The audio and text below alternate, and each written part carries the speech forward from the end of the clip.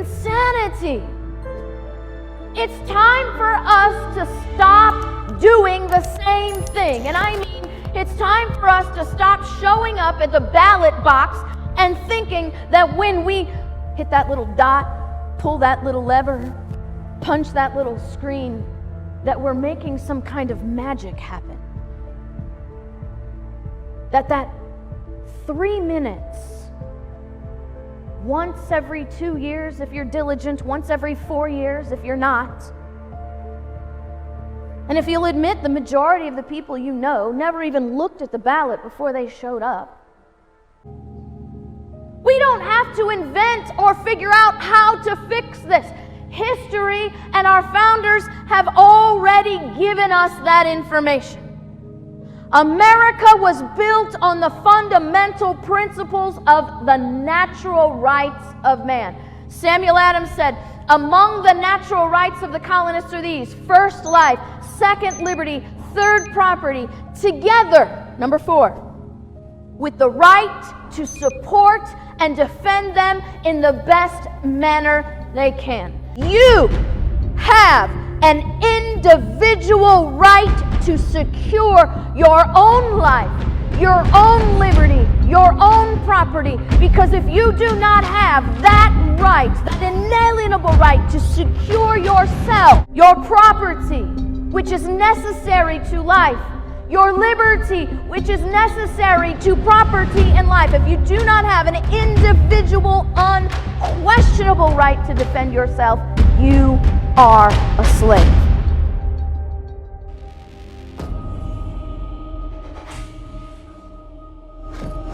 How many of you recognize nobody in the world has a duty to defend your life? Because nobody in the world has the same interest you do to defend your life. It is a personal interest and a duty in the first law of nature. In that we must understand there's a hierarchy involved. We live in a day where we've been taught an inverted hierarchy. The hierarchy is God created man. Man created society. Society created government. Each step further down the hierarchy, you have less power. But how many of you see today that our proper flow of authority and government has been inverted? How many people do you know that think government is the highest power? Which means, by the way, we are beneath government. Which means we are subjects to rulers. Which means we didn't create them. They created us. I want us to think about these things because everything in history, everything in our foundational documents, everything that built America proves every single day that our governments, federal, state, and local, are operating outside their created authority and engaging in massive overreach to the destruction of our rights. History also proves that more oppression means that the people in their spirit wake up, because I believe we hold these truths to be self-evident, that all men are created equal and endowed by their Creator with certain inalienable rights. I believe that. I believe that every person created in the image of God has within them a spirit of liberty given to them by God that needs and yearns to live in liberty. Now see, we have forgotten that government has a single purpose. I mean, we remembered it long enough to write it down, but we don't read these things anymore and we don't study them. And it says that to secure these rights, what rights? The inalienable rights. Which inalienable rights? The ones given to us by the nature of our creation. That to secure these rights, governments are instituted among men, deriving their just power from the consent of the politicians. Oh, did I read that wrong? From the consent of the president. Oh, I know what it says. To secure these rights, governments are instituted among men, deriving their just power from the consensus of the Supreme Court.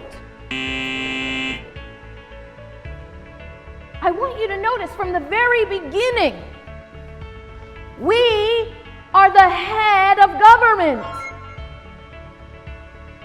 That if they are operating outside our consent, their power is not just. And let me just put this out there for any of the politicians who will tell you, because I've had these conversations with them, well, you elected me, so you consent to what I do. No. No. Your election to office is not a blind consent for me to be obedient in anything that you can think of and pass by a majority of your body. However, our silence and compliance becomes our consent. NoncompliantMovie.com.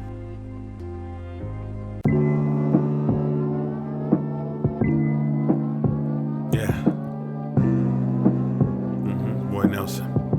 Come on. I was down and out with that COVID SARS 2. It hit me with pneumonia.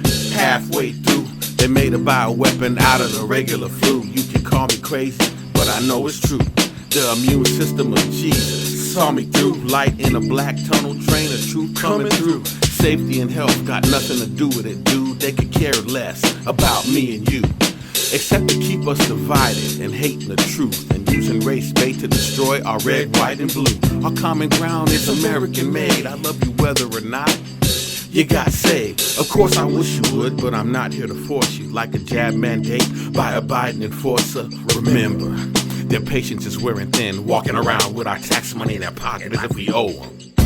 Man, society, government, God. Man, society, government, God.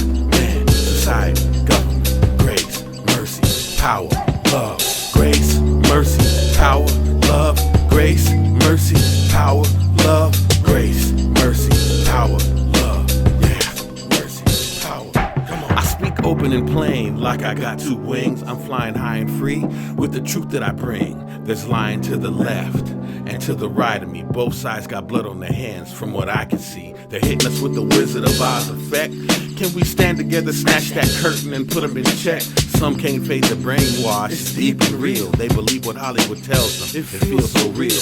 You buy into their mass appeal, it's overrated. Landmines of inflated egos to be navigated. One wrong step, but disagreement can cost you. It ain't about loving you, it's about bossing you. Stop saying money is the root to all evil, when it's the love of it that produces it, people. There is no equal to John 14:6. While you above ground, at least wrestle with it. Wrestle with it. Government, God, man, society, government, God, man, society, government, grace, mercy, power, love, grace, mercy, power, love, grace, mercy, power, love, grace, mercy, power, love.